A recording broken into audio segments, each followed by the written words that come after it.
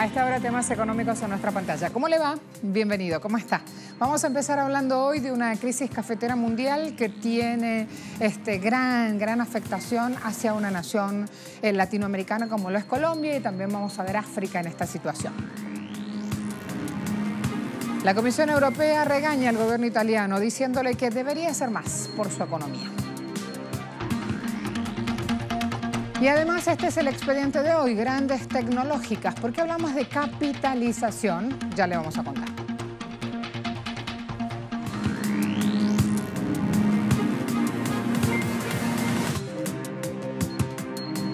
El café, uno de los productos con más consumo en el mundo, está pasando por un sabor amargo debido a la caída de producción, debido a la caída de sus precios. Vamos a evaluar justamente esta situación a continuación.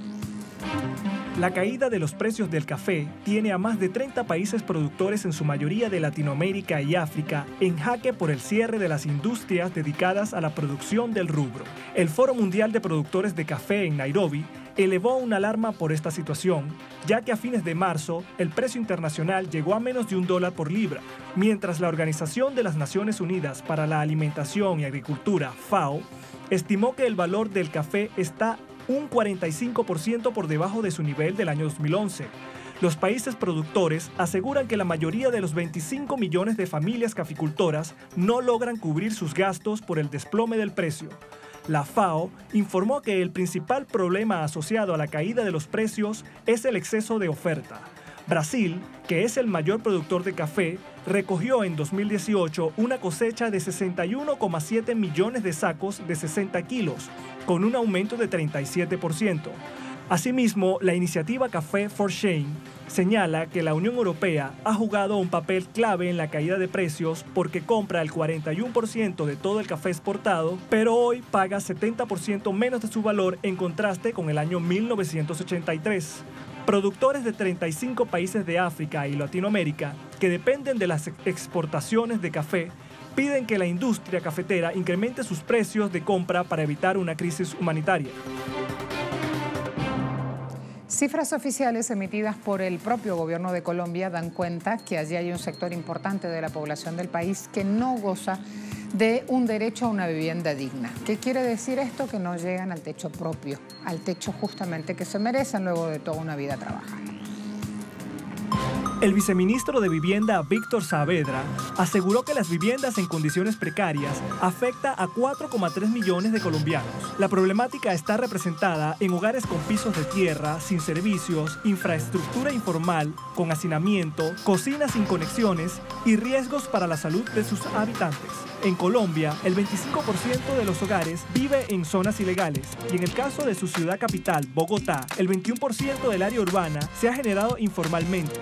De acuerdo a la Sociedad Colombiana de Arquitectos, esto refleja la realidad económica del país, el rezago en la planeación del territorio, la debilidad del control urbano y la respuesta tardía del Estado acumulada en tantos años. Para el cuatrienio del actual gobierno, se fijó una meta de 600.000 mejoramientos de vivienda con condiciones precarias, de los cuales 225.000 corresponden al Ministerio de Vivienda, pero hasta el momento se han trabajado en poco más de 25.000 viviendas. Igualmente, las iniciativas conjuntas para mejorar las condiciones del hogar colombiano deben estar atadas a la titulación de los predios, ya que muchos, al ser de origen informal, no podrán acceder al beneficio de mejoramiento.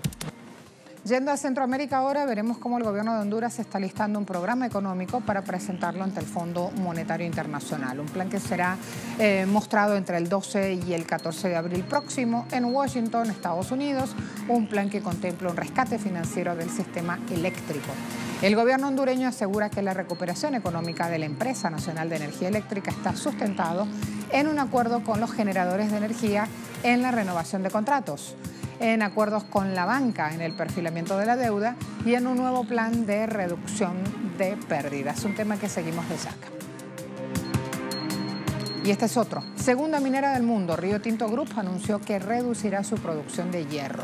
Y esto genera gran repercusión en el mundo porque la empresa va a reducir su producción alrededor de 14 millones de toneladas este año a causa de los daños ocasionados por el ciclón tropical en Australia, así como por un incendio anterior en sus instalaciones. Ya el sector estaba débil porque se rompió una presa en Brasil en enero, y esto llevó a la compañía Río Tinto a suspender operaciones que producen 93 millones de toneladas al año. Este es el mayor productor mundial, de hecho. Las interrupciones ahora van a suponer un déficit del mercado este año, según empresas que ya están encuestando justamente las afectaciones que van a ser una vez que Río Tinto da a conocer la decisión. A la vuelta de la pausa vamos a hablar del Brexit. También Reino Unido está agitado. Hoy el canciller de Venezuela, Jorge Arreaza, contestaba justamente un tuit, red social Twitter.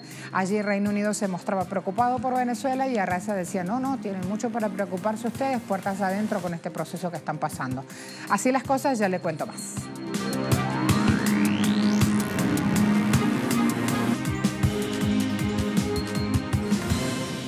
Veamos cómo el presidente de la Comisión Europea expresaba que Italia debería tomar medidas adicionales para impulsar su crecimiento económico. Conferencia de prensa conjunta con el ministro italiano Giuseppe Conte, el jefe de la Comisión Europea le pidió al gobierno de Roma aplicar acciones para asegurar el crecimiento económico. El funcionario también dijo, el italiano en este caso, respondió que los países de la Unión Europea que todavía tienen espacio para la política fiscal necesitan apoyar demanda interna y deben aumentar inversión en infraestructura para desarrollar potencial de crecimiento económico de toda la Unión Europea y que permita tener justamente manejo de estas situaciones. También anunció el funcionario italiano que el gobierno de su país tomará políticas fiscales expansivas y responsables. La iniciativa de la Franja y la Ruta que impulsa el gobierno de China promueve una relación comercial ganar-ganar. Vamos a mostrar ahora uno de los tantos ejemplos que se dan en este esquema de trabajo y que dejan abierta justamente una vía para nuevas formas de relaciones económicas entre países. La iniciativa de la Franja y la Ruta brinda oportunidades para que empresas chinas expandan sus negocios en mercados extranjeros y potencia la cooperación entre China y otros países. Particularmente, Rusia ha visto beneficiada su zona económica especial de Dankov, ya que varias empresas productoras de levadura del gigante asiático establecieron sus fábricas en el lugar. El área es la principal productora de remolacha, una materia prima esencial para la producción de levadura. En lo que respecta al pueblo ruso, los presidentes Xi y Putin han construido una amistad que nos da un ejemplo, lo que indica que debemos continuar promoviendo nuestra cooperación existente y mejorar nuestra relación bilateral. En la zona especial económica rusa opera la empresa Angeljet, que es la tercera mayor proveedora de levadura del mundo y tiene 6 de sus 9 fábricas establecidas a lo largo de la Franja y la Ruta. La directiva de esta empresa destaca la confianza para los negocios en el extranjero. La iniciativa La Franja y la Ruta propuesta por el presidente Xi está basada en empresas, porque las empresas mismas tienen un incentivo para participar. Con la iniciativa de Xi y las acciones gubernamentales, tenemos más confianza y valentía para iniciar negocios en el extranjero. El ministro económico y comercial de la Embajada de China en Rusia hizo hincapié en el apoyo brindado a empresas de los dos países para llevar a cabo una cooperación económica mutuamente beneficiosa.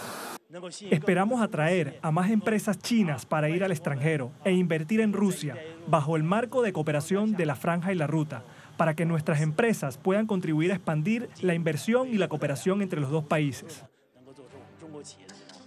Con un área de 30 hectáreas, la empresa Angeljet obtuvo una producción anual de 20.000 toneladas de levadura seca durante la prueba del año 2018 y generó un ingreso de ventas por 311 millones de yuanes.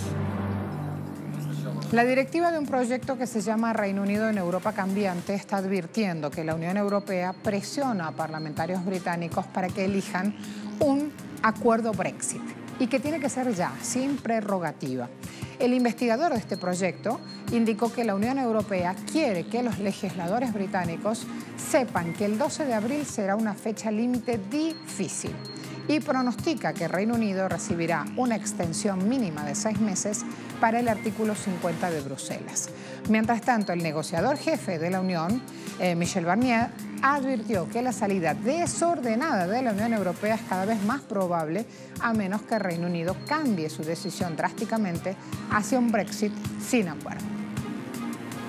Probablemente sea juego. Me refiero a que ambas partes están haciendo lo mismo. Quiero decir, Ambas partes durante esta negociación se han posicionado en un intento de intentar cambiar la otra parte. Ahora, estamos muy cerca de lo que es una fecha límite difícil. Básicamente, el primer ministro debe poder decir algo a Bruselas el viernes. Por lo tanto, antes del viernes, ya sea que el Parlamento presente su propio esquema o voten por el plan del primer ministro, o el primer ministro salga pidiendo una extensión sin ninguna razón específica. Ayer FAO mostró cifras alarmantes del crecimiento del hambre en el mundo. Desde aquí acotamos que la industria alimentaria a nivel mundial se ha convertido en un negocio altamente lucrativo a costa de miles de personas, para las que un aumento en el precio del arroz o del trigo es una verdadera tragedia. Según una estimación del Banco Mundial, los aumentos de los precios de los productos alimentarios básicos y el petróleo en 2007 y 2008 hicieron que el número de víctimas de la pobreza extrema aumentase entre 130 millones y 150 millones. Al menos 40 millones de personas de todo el mundo fueron empujadas al hambre a causa de la crisis de los precios de los alimentos de 2008. Una cifra similar, 44 millones, se estima que fue debida al incremento de la especulación alimentaria entre 2010 y 2011. El Parlamento Europeo llegó a admitir que los movimientos especulativos financieros son los responsables de casi el 50% del aumento del precio de los alimentos, pero poco o nada se ha hecho para acabar con esto. Prácticamente 2.000 millones de personas utilizan más del 50% de sus ingresos para adquirir alimentos. En las regiones más pobres, esta cifra aumenta al 60 u 80%. Por lo tanto, los efectos de la subida de los precios alimentarios han sido y siguen siendo devastadores. Los alimentos quedan fuera del alcance de inmensas capas de población, incluidas las propias personas productoras. A la vuelta vamos a ver cómo actúan justamente las grandes tecnológicas. Cuando hablamos de capitalización veremos de qué se trata y cómo también eso influye en el bienestar de todos los consumidores en el mundo. Ya regresamos, ya se los prometo.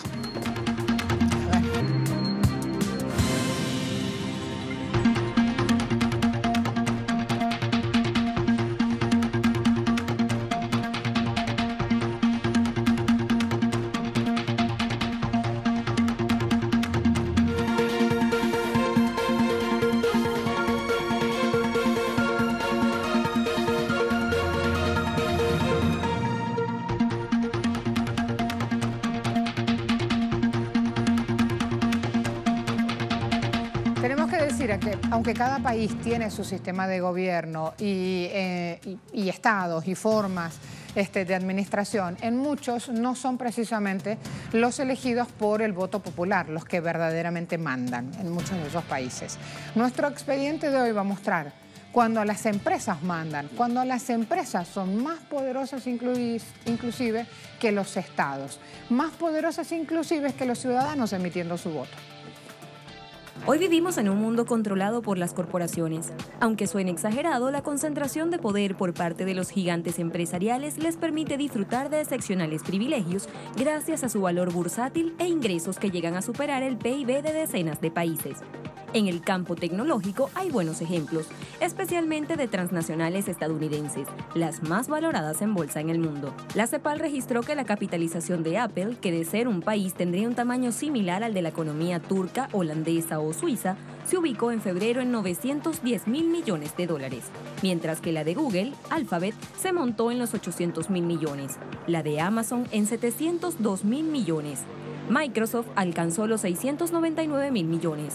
Facebook, los 522.000 millones. Tencent rozó los 520.000 millones y Alibaba los 479.000 millones. Todas compiten por ver cuál será la primera capaz de superar el $1 billón de capitalización. Silicon Valley, además, tiene una presencia considerable en los nuevos negocios. Google acapara el 88% de cuota del mercado de publicidad online. Facebook controla más del 70% de las redes sociales en teléfonos móviles. Amazon tiene el 70% de cuota del mercado de los libros electrónicos y en Estados Unidos absorbe un 50% del dinero gastado en comercio electrónico. Hay que decir que estos titanes de la economía digital siguen generando siguen incidiendo en las economías de estos países, inclusive en las tasas de crecimiento de 2 dígitos. Así que vamos a abordar también este punto.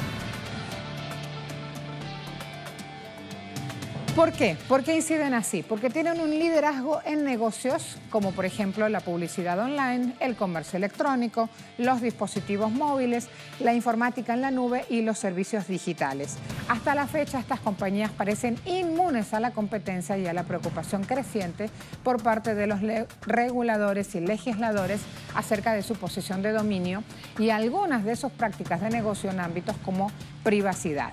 ¿Qué es este gráfico que están viendo acá en pantalla? En este trimestre Amazon ha disparado sus ingresos un 53%. Gracias a ese liderazgo en este e-commerce, Facebook inclusive también parece inmune al escándalo que vivió, ¿se acuerdan? Cambridge Analytica, crece también un 49%, con lo cual muestra que tiene una buena salud de su negocio publicitario.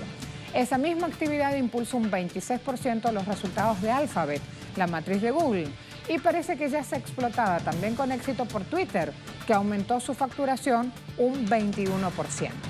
Si voy ahora a ver en términos de ingresos, Amazon, imparable, gracias a la explosión del comercio electrónico, recorta distancias con Apple, la mayor tecnológica mundial por facturación. En el último trimestre, el fabricante del iPhone facturó 61.137 millones de dólares, que es este 16% más que están viendo en pantalla. ¿Por qué? Por las buenas ventas del iPhone, que aportó más de 38.000 millones de dólares, y gracias al crecimiento del 31% del negocio de servicios, que ya supone un 15% de sus ingresos. Hace meses, Apple se enfrentó con el FBI por el encriptado de un iPhone. También son conocidas las tensiones de la empresa fundada por Steve Jobs con las autoridades chinas. Tim Cook, el CEO de la empresa, se ha lanzado a hablar de la defensa de derechos de los homosexuales y protección del medio ambiente. Gestos que parecen situar a Apple del lado de los buenos y consolidan el mito de una empresa trendy. Pero hay otras historias de las que Apple prefiere no hablar, y una de ellas es la de su política fiscal. Se las arregla para evitar pagar impuestos en Estados Unidos y en Europa. En una orden de 2016, la Comisión Europea impuso a Apple una factura tributaria de hasta 13.000 millones de euros, después de dictaminar que Irlanda había concedido una ayuda estatal ilegal al aprobar la estructura tributaria de Apple y hacer acuerdos injustos que reducían el impuesto corporativo efectivo de la compañía. Hoy, Estados Unidos le hace un guiño fiscal con una tasa tributaria más alta que la solicitada por Tim Cook en 2013 para que se le hiciera menos costoso a su empresa recuperar los miles de millones de dólares que mantiene en el extranjero, pero por debajo de la tasa de impuestos de repatriación anterior, que era de 35% y que le permite sin lugar a dudas abultar sus millonarios beneficios, pero no tiene un verdadero incentivo para cambiar su conducta, guardándose el dinero de más o devolviéndoselo a los accionistas por medio de recompras.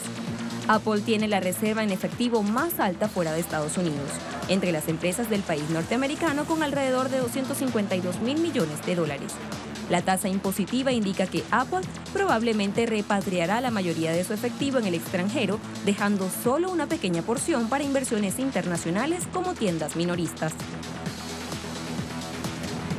Amazon, si bien arrancó como una práctica librería online, ahora es conocida por sus envíos en tiempo récord, ofrecer espacio en gigantescos servidores, sistemas de reconocimiento facial, experimentos de envío con drones.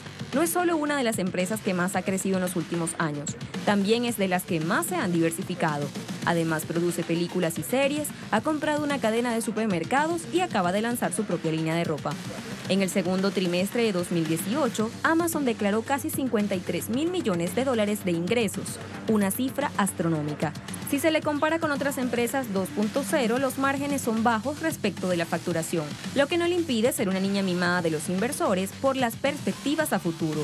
Su facturación fue 39% superior a la del año anterior en el mismo periodo. Por eso las ventas deficitarias en el mercado extranjero, por casi 500 millones de dólares, no le preocupan. Amazon se apropió de más de la mitad de las ventas online en Estados Unidos y del 71% del mercado de asistentes virtuales. Avanza en otros lugares del mundo acumulando información e imponiendo las reglas gracias a su tamaño y su poder tecnológico. Arma ingenierías impositivas que le permiten reducir al mínimo sus aportes al fisco. Holanda, Irlanda, Islas Caimán o algún paraíso fiscal suelen ser los lugares elegidos para registrarse. Recientemente, varias empresas tecnológicas de Corea del Sur protestaron porque Amazon e incluso Google no pagaban impuestos en el país y ni siquiera declaraban cuáles eran sus ingresos, mientras que ellos sí debían hacerlo. Una empresa tan poderosa como esta, en vez de alentar la esperanza de derrame, ahondó la brecha entre ricos y pobres. En materia inmobiliaria ha provocado el encarecimiento de alquileres en algunas zonas. En materia laboral, muchos de sus empleados están descontentos. En España se han declarado en huelga en varias ocasiones en rechazo al aumento de 1,1% en los salarios, pobres complementos por enfermedad y las condiciones de los trabajadores precarios. En 6 almacenes alemanes decidieron parar y exigir un acuerdo colectivo para los 12.000 empleados de la empresa. La red social Facebook cerró el primer trimestre de 2018 con 2.200 millones de usuarios activos mensuales, por encima de las previsiones de los analistas. El negocio publicitario ha permitido incrementar los ingresos un 49% hasta casi rozar los 12.000 millones de dólares, mientras que el beneficio neto ha crecido un 63% hasta los 4.988 millones de dólares. Los ingresos derivados de la publicidad en dispositivos móviles suponen ya un 91% de la facturación de la red social, frente al 85% del año previo.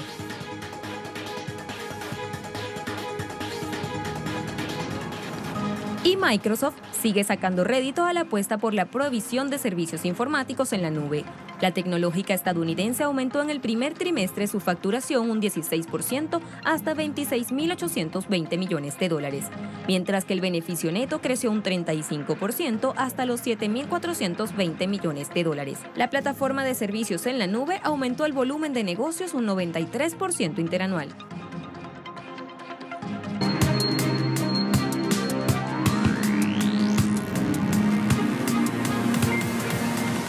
Terminamos mirando, como siempre lo hacemos, indicadores petroleros. Brent parado en 69,79, siempre dólares, siempre el barril.